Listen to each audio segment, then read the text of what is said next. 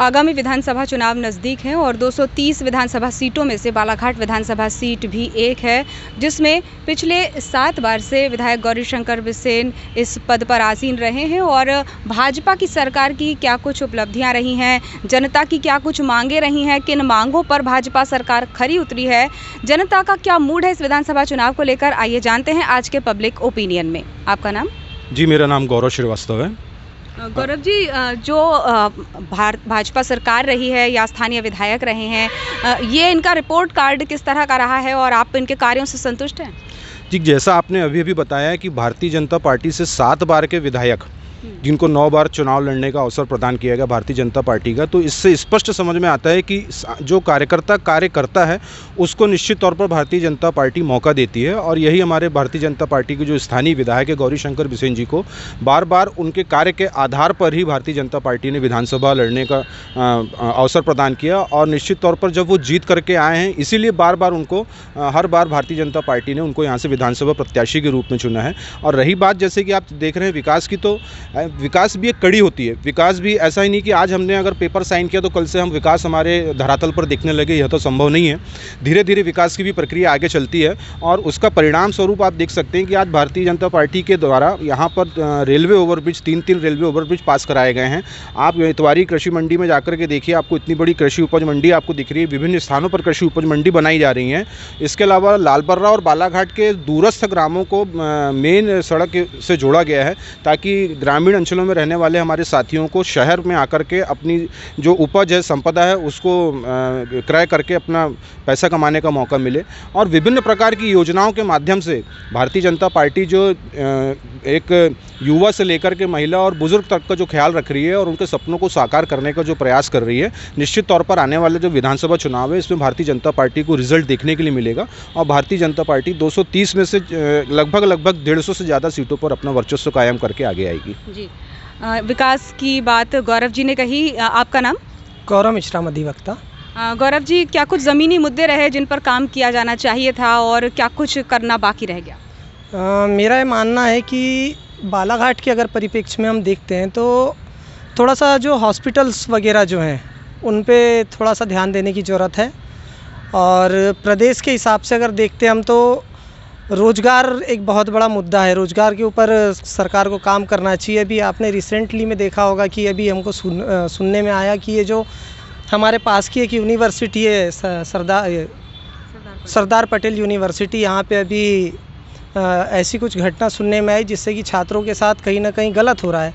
तो रोज़गार को लेकर सरकार को सख्त से सख्त नियम बनाने चाहिए और कड़े से कड़े उसमें कार्य करने चाहिए, मुझे ऐसा लगता है। ज़मीनी मुद्दों की अगर हम बात करें तो क्या कुछ लगता है कि बालाघाट के विकास में और कुछ क्या किया जाना चाहिए? चिकित्सा मेरे हिसाब से सबसे महत्वपूर्ण कारण है। जैसे हमारे यहाँ का जो हॉस्पिटल है, यहाँ पे अभी भी जो पेशेंट है, कहीं ना कहीं हमारे पेशेंट गोंदिया रिफ़र हो जाते हैं या यहाँ से नागपुर रिफ़र करना पड़ता है। बड़ी सुविधाएं यहाँ पे नहीं है, चूँकि यहाँ पे सारे संसाधन अपने पास मौजूद है और एक बहुत अच्छा हम लोग कर सकते हैं। तो कहीं ना कहीं चिकित्सा मेरे हिसाब से एक बड़ा कारण है। जी, आपको क्या लगता है कि गुजरे 5 साल में विधायक जी ने जिस तरह कार्य किया, आप उनके कार्यों से संतुष्ट हैं और क्या कुछ और किया जा सकता था? बिल्कुल कार्य संतोषजनक है माननीय विधायक जी के। लगातार हम कामों की ओर बढ़ रहे हैं, अग्रसर हो रहे हैं। बस जो आगामी सौगात उन्होंने दी है शिक्षण संस्थाओं को लेकर के, जो LLB कॉलेज की मूल स्थापना होने वाली है डुंगरिया में, साथ ही जो सौगात दे रहे हैं शिक्षण संस्थाओं में अपने मेडिकल कॉलेज का, तो उसके लिए भी आभार व्यक्त करती है। साथ में युवाओं के लिए जो एक देखा जाए नज़रिया, अजय भैया ने बात की रोज़गार की और उद्यम की, तो रोज़गार में लगातार युवा आगे बढ़ रहा है। साथ में जो कांग्रेस ने एक बेरोजगारी भत्ता दे करके पत्थर बुद्धि बनाने का काम किया था, उसी को पारस बुद्धि बनाते हुए भाजपा सरकार युवाओं को स्टाइपेंड पेड कर रही है, जिसमें वो लोग पारस बुद्धि स्काई योजना के साथ सीखो कमाओ के साथ काम कर सकते हैं। युवाओं को ऋण प्रदान कर रही है व्यवसाय के लिए। तो ये कुल मिला के उनको संबल बनाने का काम हो रहा है। साथ में ऐसी परीक्षा प्रणाली जिसमें उनको विद्यार्थी बार बार व्यय ना हो, इसके लिए जो काम हो रहा है उसके लिए भी धन्यवाद का प्राप्त है। तो निश्चित तौर पर विकास की श्रृंखला बढ़ रही है। बस आगे हम चाहेंगे कि महाविद्यालय को जल्द से जल्द ऑटोनोमस कॉलेज किया जाए, यही हमारी मांग रहेंगी आगे। जी, आपका नाम? मैं सौरभ लोधी। सौरभ जी, बालाघाट विधानसभा क्षेत्र के क्या कुछ ज़मीनी मुद्दे रहे जिन पर काम नहीं हो पाया या क्या कुछ सौगातें मिली, आपके क्या विचार हैं?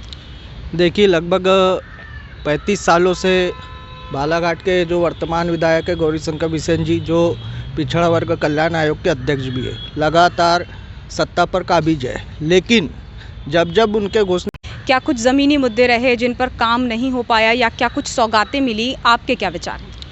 देखिए, लगभग 35 सालों से बालाघाट के जो वर्तमान विधायक है गौरीशंकर बिसेन जी, जो पिछड़ा वर्ग कल्याण आयोग के अध्यक्ष भी है, लगातार सत्ता पर काबिज है। लेकिन जब जब उनके घोषणा पत्र को आप देखेंगे, 2018 का घोषणा पत्र अगर देखेंगे तो उनने 12 घोषणा किए थे। 12 घोषणा में एक भी घोषणा धरातल पे अभी पूर्ण नहीं हुई है। मेडिकल कॉलेज हो और भी जो चुनाव के 3 महीना पहले हर बार भूमि पूजन किया जाता है, फ्लेक्स लगाया जाता है और माननीय मध्य प्रदेश के मुख्यमंत्री शिवराज सिंह चौहान, जिनको हम मामा बोलते हैं, वो आके यहाँ पे बड़ी बड़ी बातें करके चले जाते। लेकिन धरातल पे ऐसा कोई काम बालाघाट जिला नहीं हुआ जिसके कारण मध्य प्रदेश और बालाघाट जिला गर्व से कहे कि ये बालाघाट है कह के। तो ऐसे बहुत सारे। दूसरी चीज़, माननीय विधायक जी पिछड़ा वर्ग कल्याण आयोग के अध्यक्ष विगत 2.5 सालों से मध्य प्रदेश में 18 सालों से भाजपा की सरकार है, लेकिन ओबीसी का आरक्षण घट के 27% था, आज घट के 13.6% हो गया। पिछड़ा वर्ग कल्याण आयोग के अध्यक्ष होने के बाद भी इस तरीके से अगर हो रहा है तो कहीं ना कहीं पिछड़ा वर्ग कल्याण आयोग के अध्यक्ष और हमारे मंत्री जी नाकाम सिद्ध हुई है। जी, आपको क्या लगता है कि जनता परिवर्तन के मूड में है या फिर भाजपा सरकार के आने की संभावना है? जनता पूरी परिवर्तन के मूड में है। हमारा बालाघाट ज़िले का बहुत ही दुर्भाग्य का विषय रहा है कि 35 सालों से ऐसे व्यक्ति को जिताए के विधानसभा में पहुंचाने का काम किया जिन्होंने आज तक कोई ऐतिहासिक काम नहीं किया है। जिस प्रकार के हमारे साथी वक्ताओं ने बोले कि 35 वर्षों में विधायक रहे, लेकिन इन्होंने जातिगत रूप से यहाँ पर राजनीति करने का काम किए और इनका विकास सिर्फ तब है जब इनको लाल बत्ती मिलती है, इनका विकास चालू हो जाता है। इन्होंने कोई ऐसे ऐतिहासिक काम नहीं किए जिनको बालाघाट से जाना जाए। माइल जो है एक सेंट्रल गवर्नमेंट की योजना है। माइल जो है माइनिंग के कारण जो हमारा राज्य बालाघाट जिला जो पहचाना जाता है, उसके सिवा इन्होंने कुछ नहीं किया। बालाघाट जिले में एक यूनिवर्सिटी नहीं है, ना कॉलेज है। विगत कई सालों से बच्चे अपनी छात्रवृत्ति से लेकर प्रवेश से लेकर बीएससी संकाय से लेकर कई मांगे करते हुए आए, लेकिन आज तक सीटें बढ़ाने के सिवा इन्होंने कोई काम नहीं किया है, कोई ऐतिहासिक काम नहीं किया है। बच्चे आए दिन लगातार रोडों पर उतरकर आंदोलन करते हैं। कई बच्चों का बहिष्कार अंधकार में है, लेकिन किसी प्रकार के कोई ध्यान देने का काम नहीं किया। इनका विकास सिर्फ एक ही है, जातिगत रूप से राजनीति करो, चुनाव आता है, पैसे बांटो, चुनाव जीतो, यही इनका काम है। जिस तरह से योजनाओं की सौगात दी जा रही, लाडली लक्ष्मी या नारी सम्मान की हम बात करें तो कांग्रेस और भाजपा बराबर योजनाओं का जो लॉलीपॉप है वो दिखा रही है। इसका कितना असर पड़ेगा आने वाले चुनाव में? मैं बोलता हूँ, आपको 35 वर्षों में आखिरी समय में बहनों की याद आ रही है? इसके पहले आपने क्या किया? ये कुल मिला के लॉलीपॉप देने का काम करते हैं। हमारे जो कंस मामा, इनके पास कोई काम नहीं रहता, ले दे के 10 दिन में आ जाते, 10 प्रकार की योजना लगाते थे और मध्य प्रदेश को पूरे कर्जे में डुबा के रखे हुए। इन्होंने कुछ नहीं, बेवकूफ़ बनाने का काम किया जनता को। और उसके परिप्रेक्ष्य में हमारे बालाघाट जिले में भी एक मामा है जिनका नाम है गौरीशंकर बिसेन जी। तो इस तरह आपने देखा कि पॉज कर दे, छोटा बोलना कम से कम। आपकी क्या सोच है? मेरा नाम करण बिसेन है और मैं स्वयं सेवक हूँ। मैंने जिस प्रकार से माननीय गौरीशंकर बिसेन जी को जाना है कि गौरीशंकर बिसेन जी की सबसे बड़ी उपलब्धि है कृषि महाविद्यालय, जो नेवर गांव अपना मुरझड़ में है। और भाई साहब ने जैसे कहा कि माननीय गौरीशंकर बिसेन जी कंस मामा का काम कर रहे हैं, तो ऐसा बिल्कुल नहीं है। माननीय गौरीशंकर बिसेन जी अपनी स्वभाव, अपने कार्य और विकास की बदौलत जीत पा रहे हैं और उन्होंने अच्छा काम किया है और दोबारा भी इन्हीं को मौका मिलेगा। जी, आपका नाम? रमाकांत डहाके। रमा जी, क्षेत्र की अगर हम बात करें तो आने वाले विधानसभा चुनाव में जनता का क्या मूड है? जनता जो है वो भाजपा के साथ है। पुनः भाजपा सरकार बनने वाली है, केंद्र में भी और राज्य में भी, क्योंकि भाजपा की युवाओं के लिए, महिलाओं के लिए और वृद्धजनों, हर किसी के लिए, हर वर्ग और हर क्षेत्र के अंतिम छोर के अंतिम व्यक्ति तक के साथ में भाजपा खड़ी है। इसीलिए भाजपा के साथ में जनता का रुझान है। जी, तो इस तरह आपने देखा कि जनता का जो मूड है वो मिला जुला है। कुछ लोग हैं यहाँ पर जो धरातल पर भाजपा द्वारा किए गए विकास कार्यों की प्रशंसा करते हैं, तो वहीं जनता में से ही कुछ लोग ऐसे हैं जिनके लिए विकास के मायने इससे बढ़ के कहीं कुछ और भी हैं। ये था बालाघाट।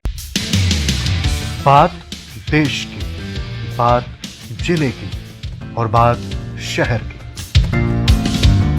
खबर पर बात, असर पर बात, आपसे जुड़ी हर बात, अपने राज्य की हर बात, व्यवस्था और हालात जोड़ते जाइए और जुड़ते जाइए। तो बने रहिए एनबीटी ऑनलाइन के साथ।